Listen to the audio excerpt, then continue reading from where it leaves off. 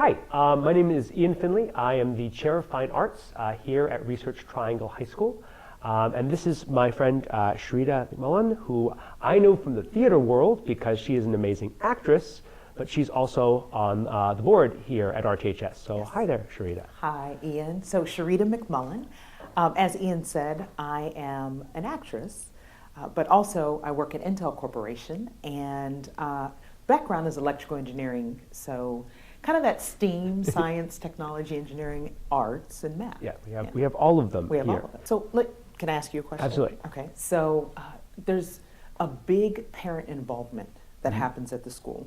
I've noticed that and seen that in working with the board. So explain to me how the dollars or the money that parents invest, how is that helping you and helping the school to achieve what it is they want to do? So there are two big blocks underneath RTHS, and one of them is the flipped curriculum, giving us time in class to do things, and then the project-based model, which is, okay, we have time, what do we do with it? Well, we solve real-world problems. We create real things, whether that is a web series or whether that is a fully staged production in my department, or whether that is a solution to malaria in Africa from one of our flex days. The labs we do here are insane. I mean, it's like a mad scientist. It's amazing. So those are the things we do here that make it work. To do that sort of hands-on learning, you've got to have something you put your hands on, right? If you're going to do those labs, you've got to have the chemicals. If they were brewing root beer down the hall from me, so they needed the yeasts and the sugars, and they needed all of these things in order to actually do them. And those things cost money. And that's where the parent support really comes in on the dollar side, is making sure that we have the resources to do the type of project-based learning that we think is so fundamental. Yeah. We look at, with the Raptor Fund, if a parent can give a single dollar, right, that's great, that's fantastic, because it means that they are engaged in the process of their student learning. They're taking their student to do the thing that they're there for, and that, I think, is the thing that really makes a giant difference. How does having access to resources really empower you to achieve those goals that you're looking to do? So the thing is, I do not fundamentally teach theater.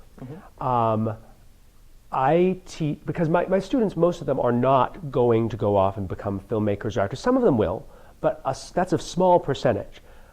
Functionally, what I teach is professionalism, and the means by which I teach it is theater. And, you can learn, I think, better than almost anything, how to own responsibility for your own work, how to be there on time, how to interact professionally through the work of doing theater.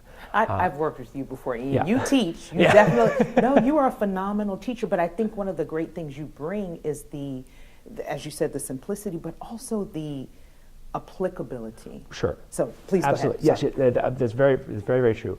But I think that if our ultimate goal is professionalism, right? If what we're saying is we're using these to show you what it is to be professional in the world, we need to then support that on the other end with as professional a surrounding, as professional context as we possibly can. The more of a professional context we put around what we create, the higher the bar is.